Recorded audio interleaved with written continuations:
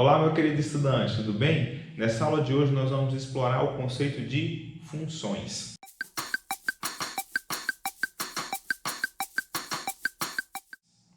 Bem, o que é uma função? Uma função é uma relação entre dois conjuntos que respeita algumas condições. Então, vou aqui colocar aqui um conjunto X, vou aqui colocar um conjunto Y, ok? Aqui eu tenho alguns elementos, eu vou representar aqui por x1, x2, x3 e x4, ok? Um conjunto aqui finito, tá? Aqui eu vou representar por y1, y2, y3, y4, y5, ok? Então, uma função, como eu disse, é uma relação, ou seja, uma maneira de relacionar dois conjuntos, que tem duas regras, né? Dois critérios. Primeiro, esse conjunto X, que a gente vai chamar aqui de conjunto de saída, né? Domínio ou conjunto de saída, né? Domínio, né? Ou equivalentemente, né? Conjunto de saída. Conjunto de saída, ele tem que ter todos os seus elementos relacionados a um único elemento em Y. Ou seja, correspondendo ao elemento x1, eu posso escolher, por exemplo, o y2, certo? Correspondendo ao elemento x2, eu posso ter, por exemplo, o y3, ok? Correspondendo ao x3, eu posso ter, por exemplo, o y1. Correspondendo ao x4, eu posso ter, por exemplo, o y3. Não tem problema nenhum eu ter um mesmo y associado a mais de um x. O que não pode acontecer é o contrário, ou seja, todos os elementos daqui têm que estar necessariamente relacionados com um único elemento do conjunto y, que é chamado de contradomínio. Contradomínio.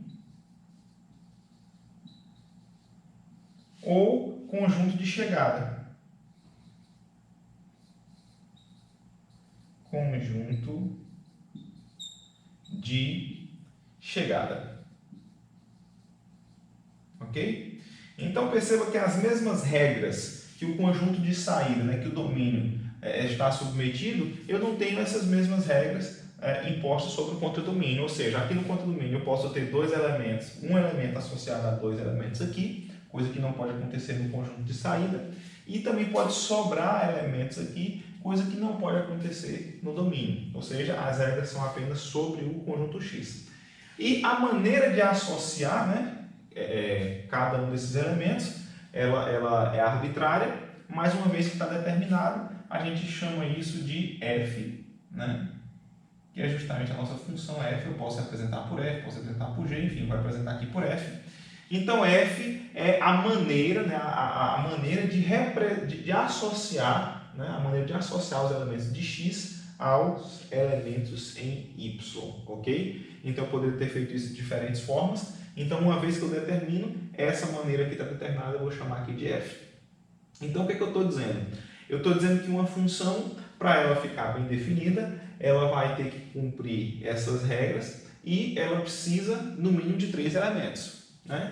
Que é o que a gente chama de domínio, contradomínio e lei de formação, que no caso aí é a própria expressão da função f, que no nosso caso aqui ela está associando de maneira arbitrária os elementos x1, x2, x3, x4 a elementos em y. Então isso seria, né, o nosso conceito de função. Perceba que dentro do contradomínio eu posso realçar um subconjunto, que é o subconjunto de todos os elementos que têm algum correspondente no domínio. Ou seja, o y4 e o y5 não fazem parte desse conjunto, porque não tem nenhum correspondente em x. Então, esse subconjunto que eu tenho aqui, de y1, y2 e y3, ele é caracterizado, né? A notação que a gente vai utilizar para ele vai ser im, né? De f, né? Eu posso colocar aqui um parênteses, né? Ou não, né? Certo? Ok? Vou colocar, tá? A imagem da função f. Ok? Imagem da função f é o conjunto imagem. E aqui também eu posso usar a notação para o domínio, né? O nosso conjunto X aqui, a gente também pode utilizar a notação, né? Para o domínio, pode utilizar a notação domínio de f, né? Uma vez que eu já conheço a f, também posso utilizar a notação com a seguinte característica, né? Domínio de f, certo? A gente vai ter uma dessas opções aí para a nossa escolha. Particularmente eu prefiro, né, trabalhar com essa daqui, certo? Então, domínio, imagem. A imagem é um subconjunto do contradomínio, um subconjunto que em geral vai ser próprio, ou seja, pode sim sobrar elementos. Às vezes sobra, às vezes não sobra. E nesse caso aqui, sobrou. Então, a gente precisa mais algumas definições aqui para a gente explorar um pouco mais o conceito de funções. Mas antes disso eu vou dar um exemplo, certo? Eu vou dar aqui um exemplo de função. Então, eu vou começar com exemplo número 1. Exemplo 1. Então, eu vou pegar aqui uma função f de n em n, certo? O que é isso?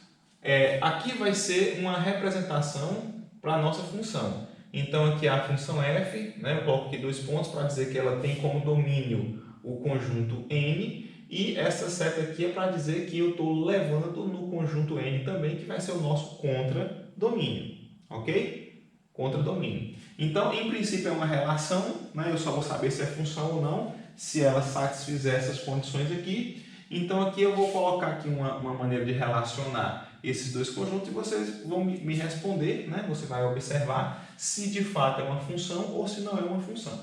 Então, como é que eu vou relacionar? Para cada número natural, eu vou associar ao f de n como sendo n mais 1. Ou seja, cada número natural eu associo com o seu sucessor. Ou seja, exemplo, né? Então, a gente sabe que quem vai ser, por exemplo, o f de 1?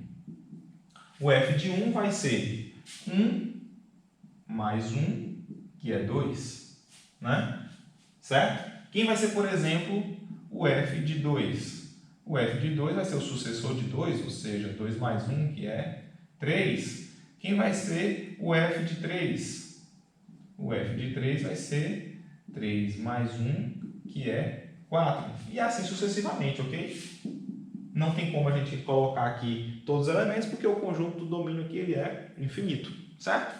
Muito bem. Representando aqui da forma, né, que a gente está colocando aqui, né, geometricamente, usando aqui os balãozinhos, né? Eu tenho aqui o conjunto dos naturais, né, que é o meu domínio.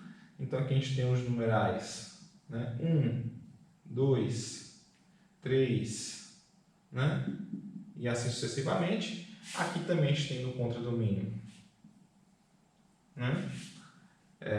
A gente também tem 1, 2, 3 e por aí vai, tá? Vou colocar aqui só mais um, né? Vou colocar aqui o 4 e por aí vai. Então, essa nossa relação, ela associa o 1 ao 2, né? Ela associa o 2 ao 3, ela associa o 3 ao 4 e por aí vai.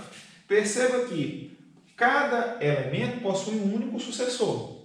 Então, de fato, essa relação ela é uma função. Porque, dado um elemento, existe um único sucessor para ele. Ou seja, ao adicionar 1, eu vou obter sempre um número que é o único que, se eu adiciono 1, pode chegar nele, né? Certo? Esse sucessor ele é único. Então, é uma função, ok? Garante isso, e a gente percebe que sobrou aqui, né, um elemento, sobrou o 1. Perceba que a partir do 2 não sobra ninguém. Então isso está querendo dizer para a gente que o conjunto imagem dessa função que eu acabei de definir, o conjunto imagem, né, de f, ele é simplesmente os naturais, né, com exceção do conjunto unitário, que só tem o elemento 1. Ok? Então, esse seria o nosso conjunto imagem. Tudo bem? Vamos então para mais um exemplo, para a gente determinar se é função ou não. Agora eu vou fazer um pouquinho diferente, né? Eu vou definir uma relação. Eu vou definir uma relação que associa cada número natural não ao seu sucessor, mas ao seu antecessor. Exemplo 2. Né? Agora eu tenho uma relação G que vai de N em N, certo? Que agora associa um número a f de N como sendo N menos 1. Então, por exemplo, por essa relação, quem seria o f de 1? O f de 1 seria 1 menos 1, que é 0. Quem seria o f de 2? Seria 2 menos 1, que é 1. Quem seria o f de 3? Seria 3 menos 1, que é 2. Ou seja, estou tomando cada número, estou tomando o seu antecessor. Muito bem, quando eu coloco aqui novamente, né, na forma aqui de balãozinho, né, de conjunto, representação geométrica do conjunto, eu tenho aqui o domínio, eu tenho aqui o contradomínio. De novo que eu vou representar aqui os números 1, 2 e 3, certo? É infinito. Aqui eu vou representar também os números 1, 2, né? 3 e por aí vai, certo? Então perceba aqui, o 2 ele está associado com o 1, que o 3 está associado com o 2, eu vou acrescentar aqui o 4, né? O 4 está associado com o 3, né? E assim sucessivamente, mas perceba que aqui a gente tem um probleminha, né? Sobrou aqui o número 1. O número 1 estaria associado ao 0, mas a gente sabe que o 0 não é natural. Então, significa que no conjunto de saída, pela minha relação G, a gente tem um elemento sobrando. Isso, né, viola, né, o conceito de função. Né? A gente sabe que deveria ter todos os elementos do conjunto de saída associados a um único elemento do conjunto de chegada. Então, isso aqui viola a nossa condição. Portanto, aqui a gente tem que G, né, G, embora seja uma relação, não é função. Ok? Então, G não é função, ao passo em que F era função, justamente porque respeita essa regra, de que cada elemento no domínio tem que ter um único elemento associado no contradomínio. Percebendo, então, que a diferença, né, o conceito de função, está bastante claro? Muito bem. Então, vamos vamos acrescentar mais dois conceitos aqui. Seja f de x em y, já vou assumir que é uma função, né? Uma função, certo? Ok. Então, primeiro, né? Dizemos que f é injetora, né? Injetora ou injetiva, certo? Também é a mesma coisa. Se e somente se, né? Para todo, né? Se ocorrer o seguinte, né? Se f de x for igual a f de y, ou seja, se eu tenho dois elementos com a mesma imagem, isso implicar em x igual a y, ou equivalentemente, né? De maneira equivalente, né?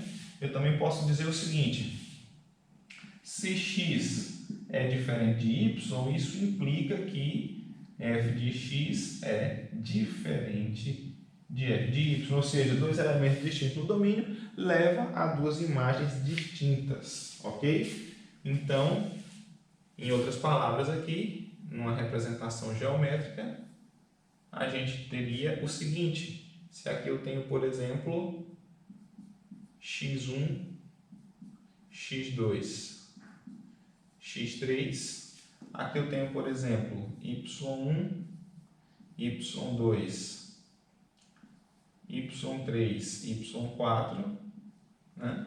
Então, se ocorre, por exemplo, da seguinte forma, né, o x1 está associado, por exemplo, a y2, o x2 está, por exemplo, associado ao y3, perceba que é diferente, né? O y2 e o y3, e o x3, por consequência, só poderia estar associado ou a y1 ou a y4, porque eu não posso repetir, então eu vou colocar aqui, por exemplo, associado ao y1. Então, esse daqui seria um exemplo de função injetora ou injetiva. Por quê?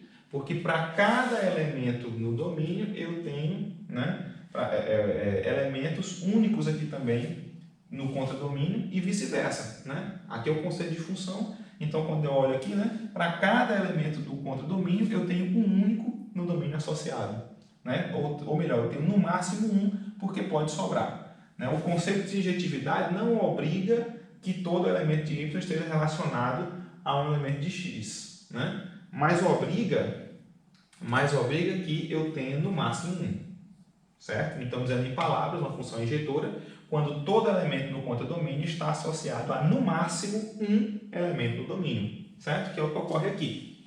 O nosso segundo conceito, né, é o conceito de função sobrejetora ou sobrejetiva, né? Dizemos que f é sobrejetora ou sobrejetiva, né? Sobrejetora, certo? Se e somente se e somente se eu tiver que o conjunto imagem da minha função f ele é igual ao contradomínio. Ou seja, né? Vou dar aqui um exemplo de função sobrejetora. Eu tenho aqui o conjunto x, eu tenho aqui os elementos x1, x2, x3, e eu tenho aqui o conjunto y, apenas com dois elementos. Eu vou colocar aqui y1 e y2, ok? y1 e y2. Digamos que o x1 esteja associado ao y1, que o x2 também esteja associado ao y1 e que o x3 esteja associado ao y2. Ou seja, não sobra nenhum elemento em y.